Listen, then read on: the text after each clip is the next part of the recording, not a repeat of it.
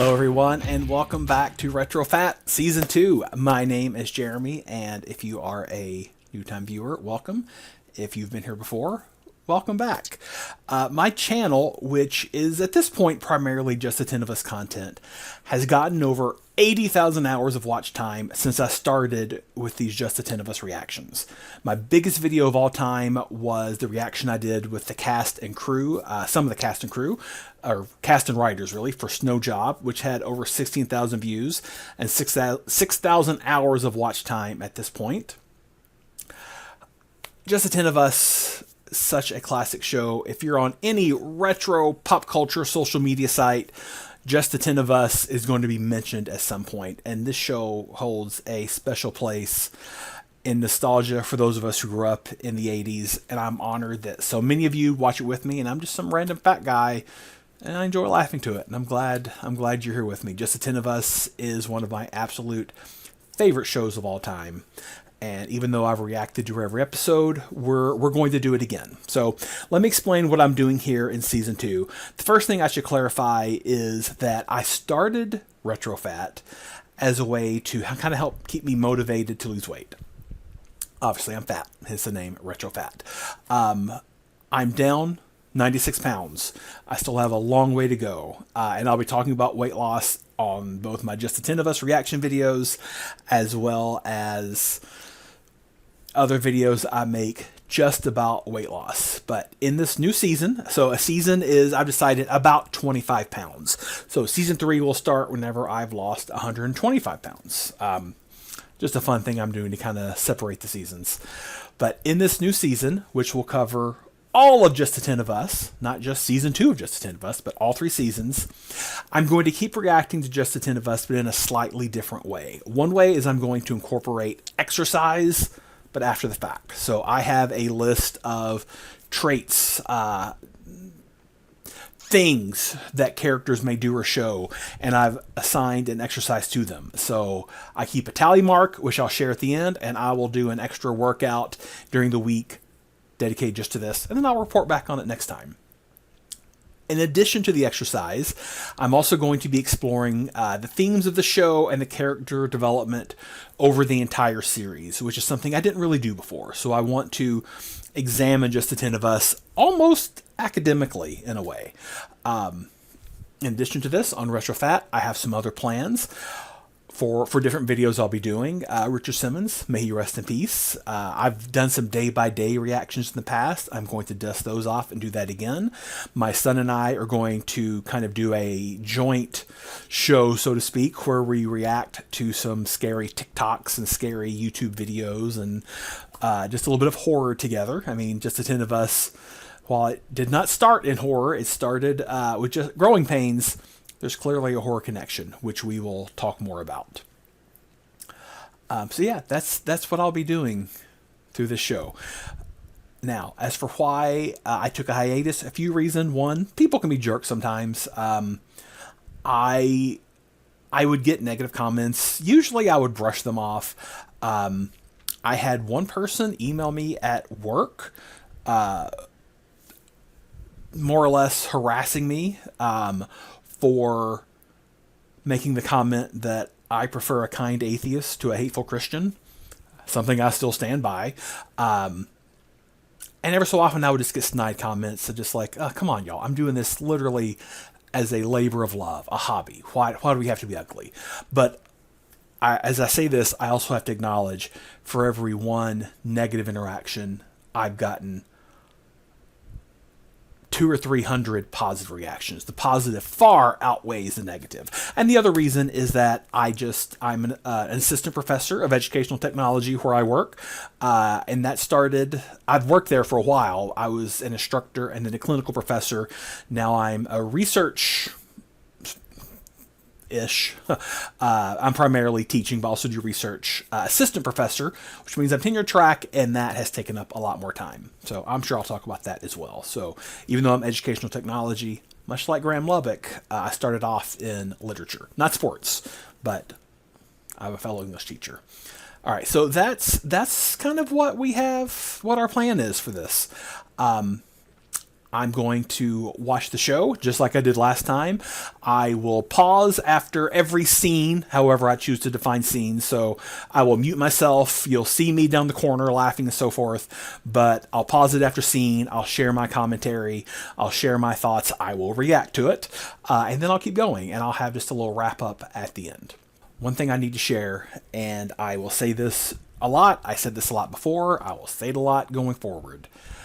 I have to do reactions. I cannot simply post the video to YouTube. I tried something like that about a year and a half ago. I tried to do a live stream where I found classic commercials and I just aired the episode exactly as it initially aired, and then I did my reaction at the end. And YouTube did not like it. I got hit with a copyright strike, which is far worse than a copyright claim. If I get 3 of those, I'm done. So the reason I talk, I pause, I talk, I react, is because that's the only way YouTube lets me do this. Warner Brothers obviously still owns the rights to the show, and there we go. In that same vein, while I am planning to monetize my channel, I promise I will never monetize these videos. Just the 10 of Us is not my intellectual property, and I'm not going to make money off of it. That does not mean that there will not be ads, that Warner Brothers recognizes the show as theirs. So if there's an ad on here, you can trust that that revenue is going to Warner Brothers, not to me. And lastly, and this is the one that no go. People say, you have such clear copies. Where did you get them? I can't share that with you. Like, it's truly simple as that. I can't share the episodes with you. I've even people say, hey, can you give me the name of the person who gave them to you so I can reach out and I'll give them money? Nope, can't do any of that. Sorry. That's a no-go. So let's just be grateful that we have it like this, and I will make sure I play the episode silently so you can watch. I have talked a long time. I've clearly missed doing this, so I'm excited to get back in. So this first episode, this is the pilot, Move It or Lose It. It aired on April 26, 1988 for the first time, I think immediately following an episode of Growing Pains. Directed by John Tracy, it was written by Steve Marshall and Dan Gunselman. Now, you're going to notice that the pilot has a timestamp running across it. That's in my copy. Nothing I can do about it. But the rest of the episodes do not have that, just the pilot, just so you're kind of forewarned. So, all right, let's jump into it. April 2nd, moving day. It's official. My life is over. I know I've used this phrase before in this journal, but this time I really mean it. My life is over. And who's responsible for doing this to me? My own father. My own father. Right. We can be modern-day pioneers, saith Dad. Ha! Let's trade these graffiti-covered walls for the American dream. Right. The man babbles senselessly about being able to go to bed at night without locking the doors. Why anybody would want to do such an insane thing is beyond me. And standing blindly at his side is dear, sweet mother. Her belly yet again swollen with child. How gothic. Poor Wendy will never have to choose which of the Babots boys she likes the best. And Cindy, that delicate eastern flower, will have to moisturize like crazy in the dry western air. And Sherry's reign as the top student at St. Paul's will be cruelly cut short. Pathetic Marie, after just figuring out she can sneak in late using the fire escape, will never get a chance to use that information. And baby Harvey will no longer be lulled to sleep by the soothing sound of jets coming into JFK. Only Pig Breath is excited by the stupid move, and that's only because he's running out of kids to fight around here. Hey, JR, you're gonna be a Californian, huh? What did you call me? I need the chair. I'm right in the middle of a thought. And me, Constance Lubbock, am I doomed to be wrenched from the bosom of hearth and home at the most critical time in my pubescent development? Here in the West, we're living the best bonanza. With a hat and a rope and a heart full of hope, we're planting a family tree. Graham, we've forgotten one of our children. Dad! What about me? And I know I can win it, 'cause I'm learning the rules rules of the game. If I can stay on the ball, take it minute by minute, I'll just not make the Hall of Fame. What can I say? I'm doing it the best I can. Leaning on nobody but me. Oh, seeing it from where I stand. Nothing comes easy. Oh, I'm always bringing home second places. At the end of every one of my daisies. A house with all of the bases that keep me doing it the best I can. Yeah, I'm doing it the best I can. I'll keep on doing it the best I can.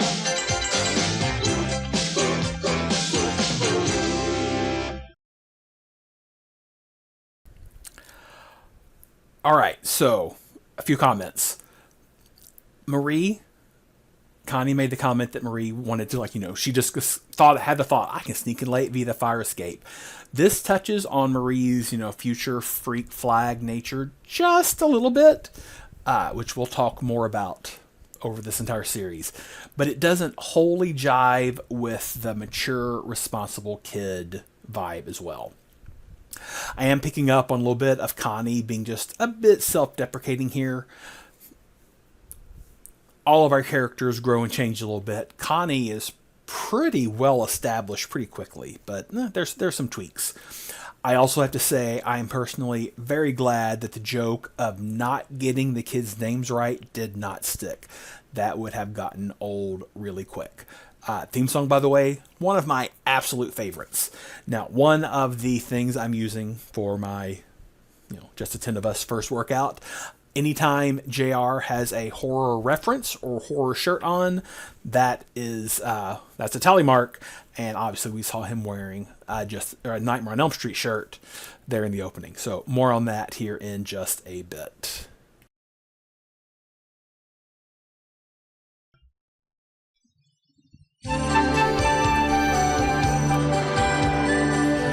April 26th. We arrive at Daddy's new school, St. Augustine's in Eureka, California. It's official. My life is over. I know I've used this phrase before in this journal, but this time I really mean it. My life is over. Now this is America. Take a deep breath. That's what you call your air. Breathe it, Elizabeth. Breathe. Oh, nice, dear. Come on, kids. Breathe. Breathe. Dad, you can make us sleep here, but you can't make us breathe. Everybody just breathe for your father. Mom, JR's starting to hyperventilate. Honey, just calm down now. You'll be fine, son. Don't hold your breath. What is with this place? There's nothing beyond those buildings but grass and trees and dirt. That must be what the ground looks like before they pave it. Yeah, well, I don't like it. Where are the guys? Oh, no. My skin is drying out already. Another week, it'll look like yours.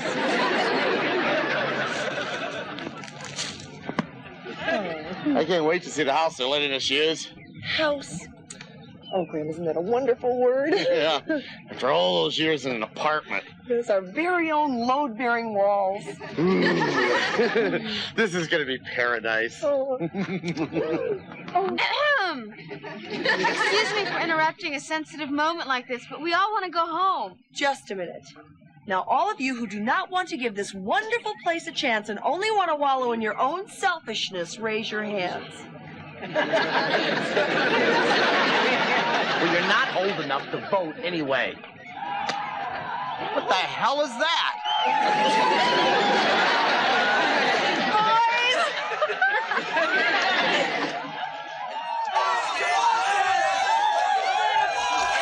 What's with those yahoos? They act like they've never seen girls before.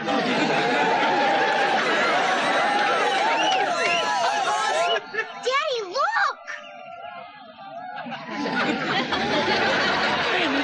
This was an all-boys school?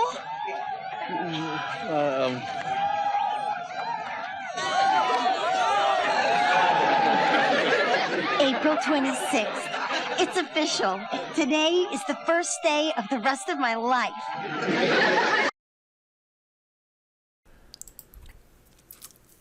I know I discussed this last time, but I did a little bit of math. I broke it down a little bit. So April 26th, which first of all, April 26th, as I said earlier, that's the day the show premiered. And that's just a nice little, in-universe connection there that I really like. So we know that they left New York on April 2nd, because that's what Connie said in the opening. Based on growing pains, we know that they lived on or at least near Long Island. So I did MapQuest from JFK Airport to Eureka, California. And it's basically a 45-hour drive, at least with today's speed limits. It could have been a few hours less if they had gone a different route that didn't take them through St. Louis, but we know they did because of the arch in the opening credits. Now, 65 miles per hour was the fastest speed limit in the late 80s, and I'd bet they did a lot of driving on roads and interstates that were 55 or less.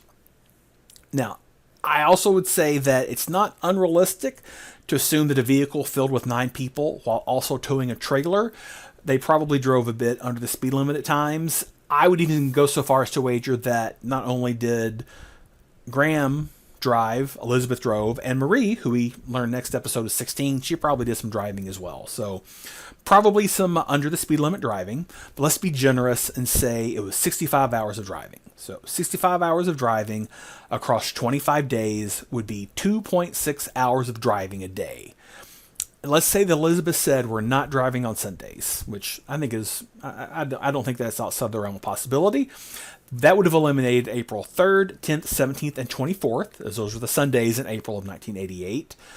But that would have only made it 21 days for a driving total of 3.09 hours a day. So I'm going to say there were plenty of stops, maybe even visited family for a few days here and there. But still, this was a leisurely drive, all things considered, across the U.S. Now, even 3 hours a day in the car, that's going to be tedious. But I kind of feel like they would have rather gotten there quicker because unless they were camping, they would have had to have hotels and so forth. I feel like there's some, some things here that maybe weren't super clear. But that's okay. Now, this was a joke I did not get as a kid. So St. Augustine. We hear a lot of characters refer to as St. Augustines or St. Augies, but Connie says St. Augustine, which is probably the more correct pronunciation. We later will learn that this school's mascot is the hippo. Again, I never got this joke, but St. Augustine was Augustine of Hippo, and Hippo is now in Algeria. So I think that's just a fun. I love it. We have Cindy being snarky. This was prior to the season 2 Cindy-Wendy personality switch that was so needed. But we'll talk about that in just a few episodes. This episode also establishes that St. Augie's at least has a dormitory, so it looks like there might be a bit of a boarding school situation. And of course, here's where we also learn the fun twist, that this is an all-boys school that they're letting Graham's daughters attend, which is really a pretty fun twist for a show. So there we go. Let me switch my camera real quick just so you can see the whole picture here. I want to point out the impossibility of this opening shot of their property, or at least an inconsistency. The house, by the way, is used in a lot of various productions, including Don't Tell Mom the Babysitter's Dead. By the way, this is a gorgeous house and piece of property. But what we see here does not match what we see in on-set close-ups. So just something worth pointing out. All right, let's keep watching. Oh, Graham, our first house. Hurry up, Daddy. I gotta go to the can. Oh, Sherry, honey, ladies don't have to go to the can. Ladies have to powder their noses. Okay, but if I don't get in there quick, I might sneeze in my pants. Nice. Ta-da! Wait, hold it. Dad! Now, if what you have to do is a lot more important than listening to what your father has to say, then just go right in. How do you know? Graham, I want to hear what you have to say. Well, I was just going to say that moving into this nice new place here should remind us that the way we make a house a home is by loving each other and crapola like that. That is so sweet. I thought so. Oh, I'm sorry, honey. Was there something else? Remember Remember, I couldn't do this when we first got married. That's right. You had that groin pull.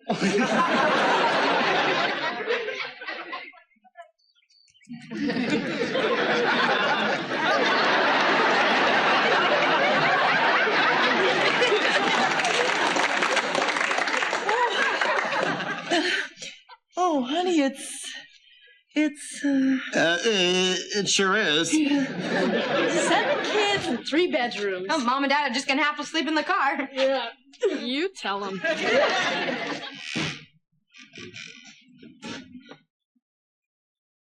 My life is definitely over. This looks like something out of Nightmare on Elm Street. Oh, Maria, I really don't think you should be so negative. Who's being negative? I love it. There could be bodies anywhere. Well, it is a little, It isn't. It is. It isn't. It is. Okay, it is. Do you think? What? Dirty. Well, we can fix that.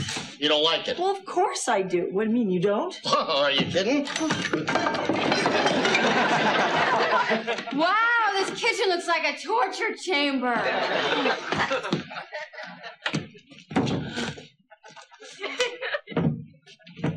Homie. Take that, you Californian!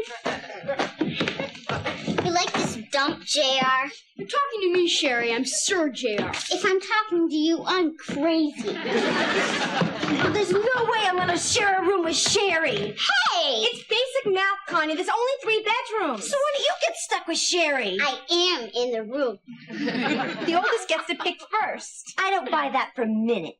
What makes each of you think I share a room with you, lugnut? You don't have a choice. The oldest gets to pick first. What did you say? But I didn't mean to Let you stuck with a runt. Cindy! Oh, darn. Wouldn't you know it? I'm out of lip gloss. I'm going to walk over to the student store and see if they have any in my shade. You're wasting your time looking for lip gloss at an all-boys school. Heck, you're probably the only female who'd be... Oh. I could use some darn lipstick, too. I'll get my coat. Wendy! Mom said it's your turn to change Harv. That's okay, Wendy. I'll see if they have your shade. Desperation. Just go get your change of clothes from the car. Well, I feel like I'm leaving you in the lurch. Oh, no. You go and meet your new boss. I know how nervous you get. And the girls now have this place spick and span. Oh, except Cindy. She's out trolling. Trolling? She doesn't know anything about fishing. No, but she knows what she likes. You come back here, young lady!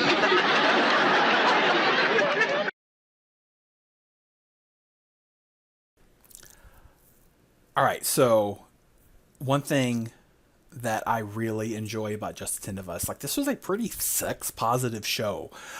I like that the show treats sex as something that Graham and Elizabeth were like she was into it just as much as he was.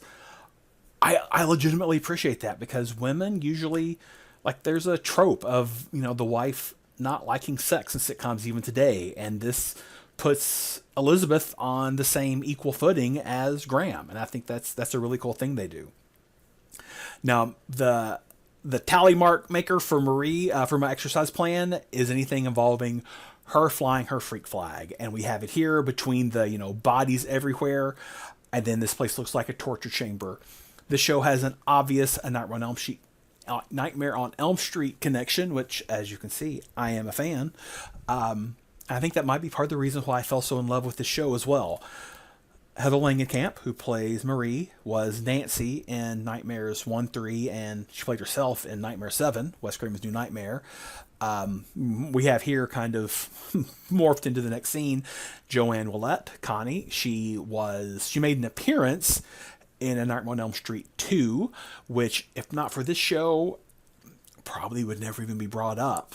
We don't ever hear about the other girl in that bus scene in Nightmare 2, but because she was a Lubbock babe, and 3 of the 4 Lubbock babes were Nightmare girls, there you go.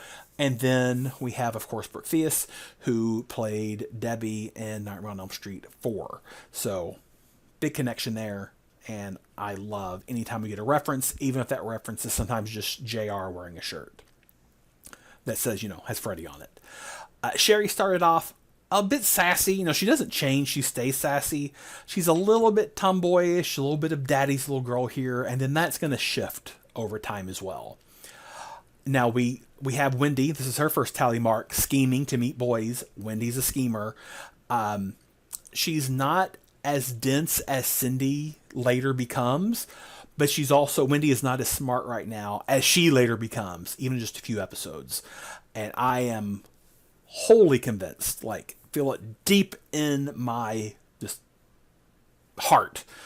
Wendy is the smartest Lubbock of all 10. She is the smartest Lubbock. I will never be convinced otherwise. And her scheming is a big part of that. Good luck, honey, and don't worry, you've already got the job. You know, you two shouldn't frown so much. God just might freeze your faces that way. I've seen it happen. Hate physical work. You hate mental work. What's left? Did you see that? All right, who's ever behind that fence better come out now if he knows what's good for him.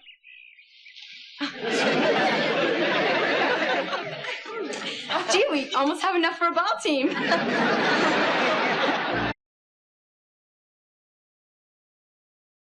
Quick intercut here. The scene with the fence where the boys popped out, that was utilized with the Lubbocks popping out, superimposed as part of the advertising for their multi-year, run in syndication on USA Network in the late 90s. I will also admit I am very grateful to USA Network. I think this show has a lot of fans from that era, and it's a little unusual that a show that only had 47 episodes made it into syndication, but I watched this show religiously on ABC, like recorded them off the air, and then when they were on USA, I watched them every chance I got. It was like my after-school treat was to watch Just the 10 of Us, so...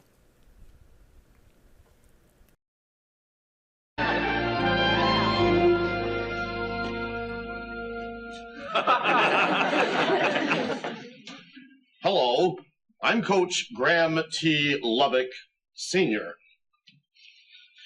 I'd be impressed. I'll be doing it. I haven't even sat down for an hour.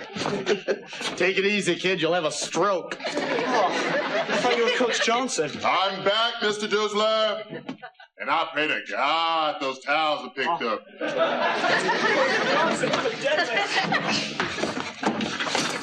Hi, Coach. I'm Dwayne Johnson. You are not. I am. How you doing, yo, little you? How you doing? How long has it been? You're still bald. And you're still black. I bet you still can't break to the left. I bet you still have to go to the can every time you get emotional. Well, sometimes. You two guys really know each other. It's really beautiful. I don't believe you're finished cleaning up this locker room. Now move it, mister. Move it. Come on in. You're a little bit rough on that kid, weren't you? Well, no rougher than you were on me. Well, I had to be. You were a snot-nosed little kid who thought he knew everything. I still am. Boy, I can't tell you how glad I am to see you here. Father Hargis, the dean, has been on me for weeks to fill this job. It's just lucky for me you were available. Yeah, well, you should have told me it was you working here. I almost turned this job down to take one of the many other offers I had. Man, this is going to be fantastic. Yeah.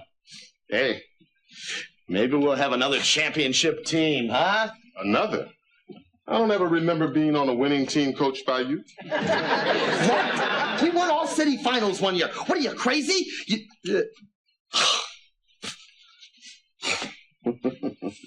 You kept the game ball. Of course I did.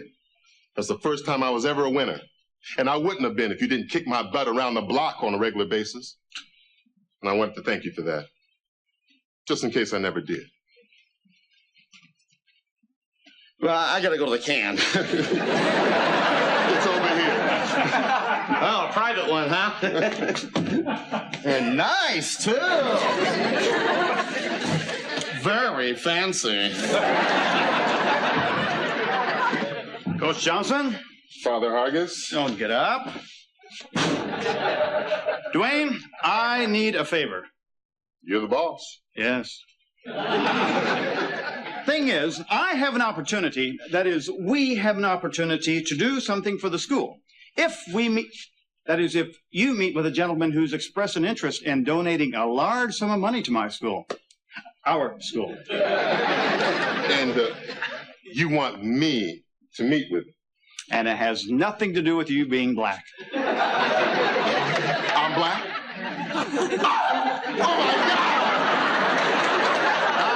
Go ahead, have your fun, Dwayne, but you still owe me. I hired that Lubach friend of yours, didn't I? Love it. Whatever. And we didn't even need the guy. In fact, I was doing you a favor.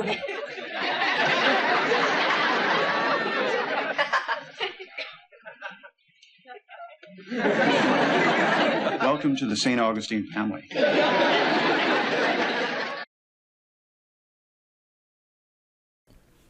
All right, so Doozler as a character stays pretty much the same from now to the end of the show. He's just kind of your goofy, doofy guy.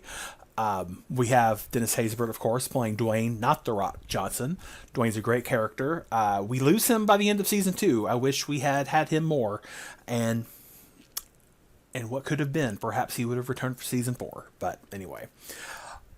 Father Hargis, of course, played by Frank Bonner. He was fantastic on this show. I love it whenever I hear only good things about a celebrity. And he is one of those celebrities I have heard truly nothing but just positive, kind things about. And I think that is just phenomenal. The show, they were lucky to have him. I mean, I know he's not as, a huge, he wasn't really a huge celebrity at this point as he was during WKRP, but he was still amazing. And he also offered a lot of some creativity behind the scenes as well, as we'll see that he directed some episodes later as well. Coach Lubach was apparently hired as a favor to Dwayne. And he even said, we didn't even need the guy. So it's not even a case of, the job was open, but the favor was giving it to the coach. So it kind of makes me, wonder, I know school budgets. I've worked in education. Usually there's no money to hire somebody. If there is money to hire somebody, you've already hired them. But it's a show, and sometimes you just have to suspend belief a little bit.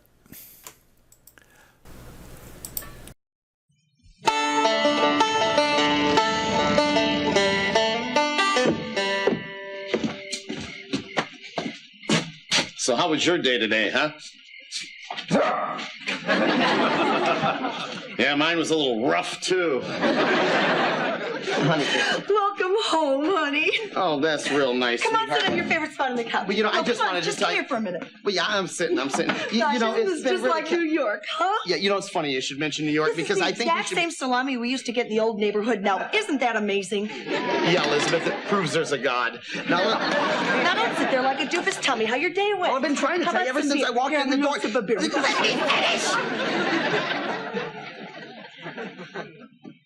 You don't have to get so testy. No, I'm sorry. It's just that once I like to finish a sentence. Mom, the chicken is browned. Now what do I do? Oh, honey, I'll show you. Elizabeth. Oh, Graham. Sherry's been working on this meal all afternoon to surprise you. Just a minute. Elizabeth, we're going back to New York. There, I said it.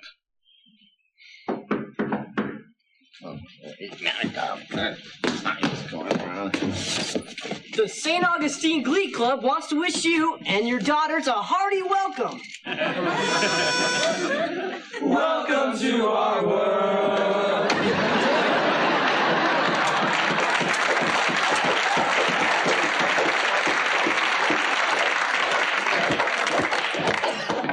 Okay, Graham, I'm all ears now. Graham? That's 5 root beers, 1 fruit punch, 3 colas, and 2 virgin pina coladas. Yo, Dad.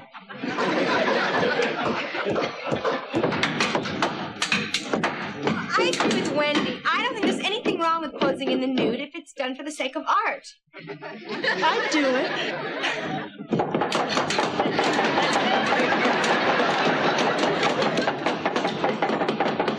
What in Sam Hill is going on up here? Dad! Hi, Dad! Oh, over here. Dad, look what these nice young men are doing for us. Yeah, they've been here working their cute bottoms off all day. Neato, huh? Yeah! Neato! Is this plugged in?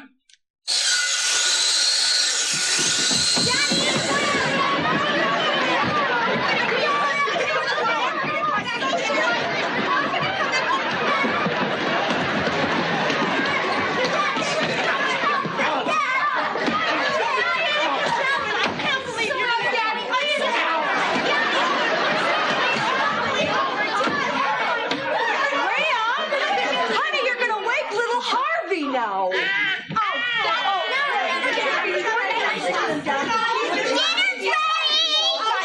I gotta get out of here. Welcome to our world. We've been here one day and already I can't show my face. Yeah, thanks a lot, Dad. Yeah, First You of ruined all, quiet! It doesn't make a difference because we're not staying. Graham, what in the world are you talking? I suggest you all go to your rooms and pray. Graham, honey, what is wrong? Well, the most recent thing that's wrong is that I didn't mean to end up in the kitchen. I made that right-hand turn like I usually do to go into our bedroom, except this isn't our bedroom because this isn't our apartment in New York. You know, the same thing happened to me before we left. They didn't hire me because I'm a good teacher. They didn't even hire me because they needed me. Well, they hired me because... This time, I'm going to welcome them to my world. No, Graham, honey, just go and sit down and cool off. I'll get rid of them. I'll sit, but I won't cool. And no one asked any of you to answer the door. Thank you very much. Mom!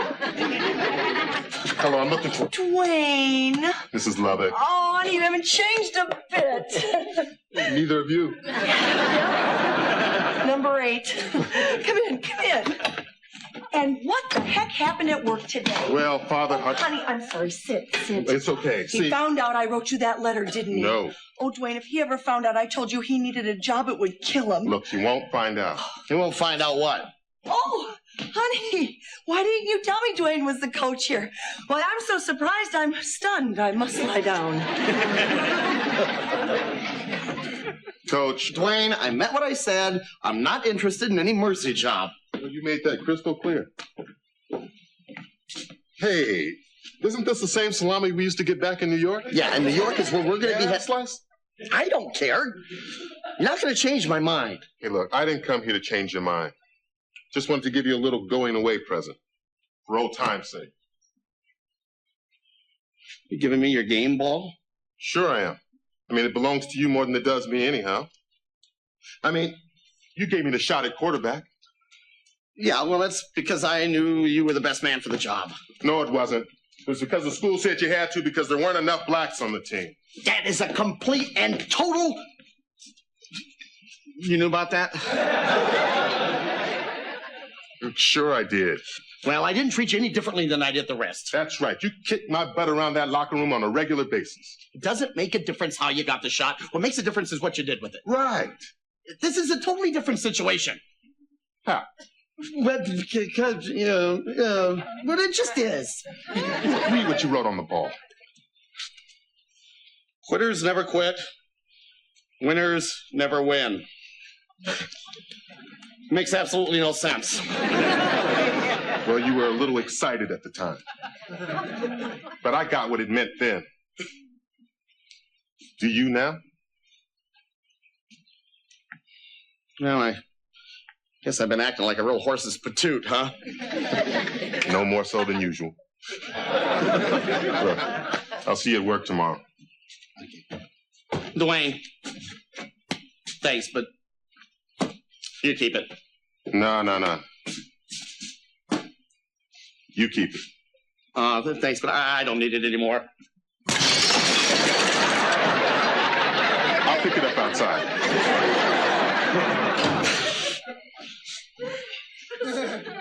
Elizabeth, kids, come on, get down here. We got a lot of boxes to unpack. You don't expect me to do it all by myself, do you?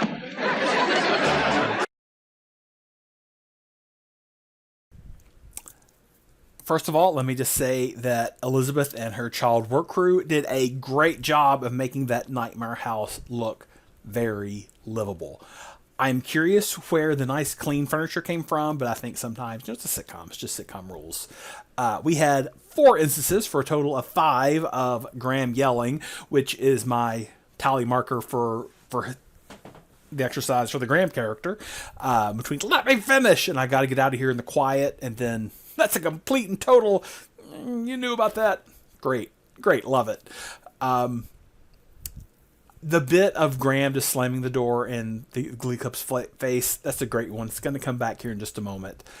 I also want to say that I really do think the attic for the 4 oldest Lubbock girls, that's a great set piece. It gives the 4 girls a common place that's just theirs. And of course, we know, for those of us who've seen the entirety of the show,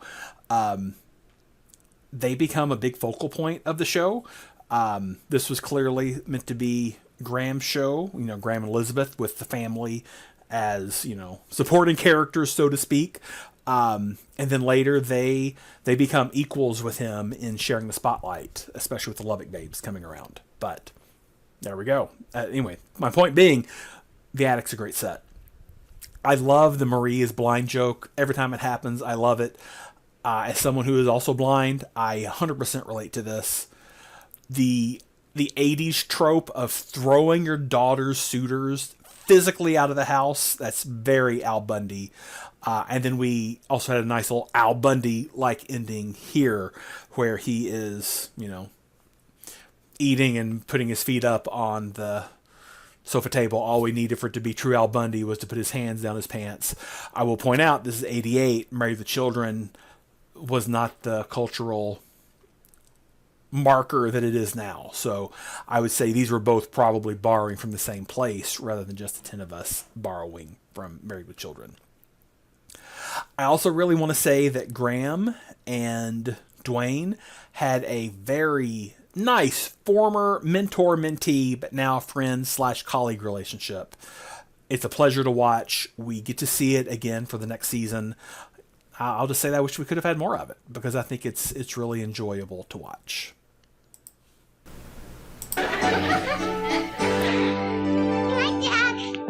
Good night, sweetheart. Bobby. Oh. Good night, Mom. Good night, Dad. Good night. I love you. Love you, Dad. Bye-bye. Good night, Mom. Okay, good night. Love you. Good night. Go, Dad. Oh, well, I want a long, hot shower and a nice, warm bed. Sounds good. I'll lock the door. Okay. You know something, honey? All these years I've been dreaming about a place where we can go to bed at night and not have to lock the doors. I think we finally found it. Oh, this is going to be such a happy home, Grant. It already is.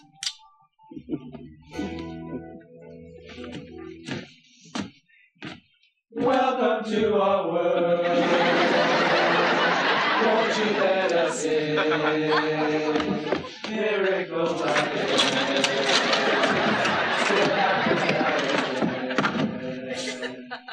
step into our heart.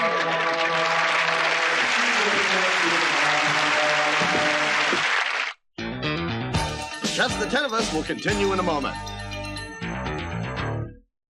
So what's going to happen to all us Lubbocks anyway? Well, I do pretty well at my new job. Where's English? I was hired to teach English. No, you were hired to teach in English. And I'll be covering Spanish dos, while Mr. Clemente is straightening out his little citizenship misunderstanding. JR makes new friends. Elizabeth and I make new friends. Phys ed, English, history, et al. And Elizabeth Lubbock, pregnant. And the girls make too many new friends.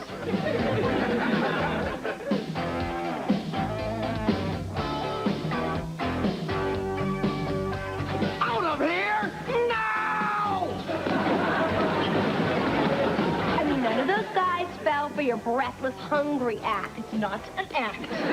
Watch as we defend the honor of our daughters and the faith of our fathers. Here on our new show, Just the 10 of Us. Hi, I'm Rhonda Shear. Meet some schoolgirls who are plotting their future in Cemetery High on USA Up All Night, tonight at midnight. Hi, this is Bobby Catalano. Join me as we warm up for the weekend next on Dance Party USA.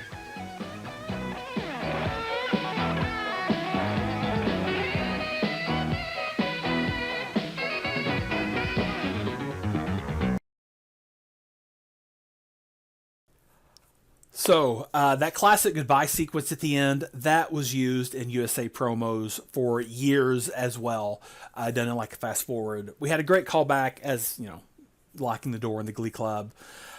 We also had this promo for the rest of the series at the end. I'm almost positive this aired during the show's first airing on ABC as well.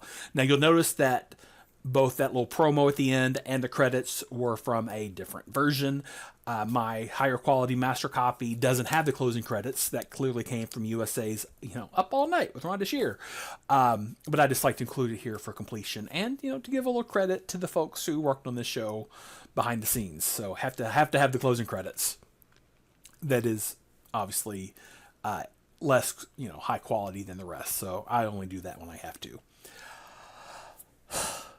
I'm back. I'm excited. I love this show so much. I literally I'm very excited to share this with you. I think the show is phenomenal. Doing RetroFat brought me a lot of really cool opportunities. I have gotten to speak with some of the cast and crew of this show, and that's phenomenal. There is a Facebook group. It is not my group. I am just a member, but look us up on just Facebook, just the 10 of us. I know that Bill Kirkenbauer, Joanne Willette, and Brooke Theus are there, as well as some of the writers and producers. So it's a great show. I love it. If you've watched this far, clearly you love it as well. Here we are. We're back. One last thing to mention before I go. So I shared that I was going to tally certain behaviors as I saw them happen, and I connected these to certain cardio things, and I'm going to do an extra workout before I film the next episode, and I'll report back on it. So for Graham, his was anytime he yells at someone. For me, that's going to be a minute of jogging in place. That happened 5 times in this episode. For Elizabeth, anytime she showed genuine religion that's, true to her, I was going to do a minute of jumping jacks. It only happened once when she told the children, I recommend you go to your rooms and pray. Very Elizabeth. Marie, so I gave Marie 2 because I think they're kind of maybe even both sides of the same coin. If she flies her freak flag, or later, if she goes super holy, it'll be 2 minutes worth of V-lifts in this case because it happened twice. Cindy, whenever she shows naivety, that didn't happen yet. So that's, that'll be speed skaters whenever that happens. Wendy, anytime she's scheming, side steps. I've got 1 there. Connie, anytime she shows feminism, it's going to be hill digs. Did not happen this episode. JR, anytime we see anything that is horror themed, whether it's action or apparel or in his room, that'll be a boxer shuffle. 1 minute of that. I have 1 here. And for Sherry, anytime she shows a real extreme know-it-allism, that'll be a step kick. I'm into that, but we didn't have that here either. So I am going to do a workout, an extra 10-minute workout this week of just cardio based on that. So I'll report back on that next time. So as always, thank you so much for watching. If you haven't already subscribed, please do so. Stay kind, and I'll see you next time.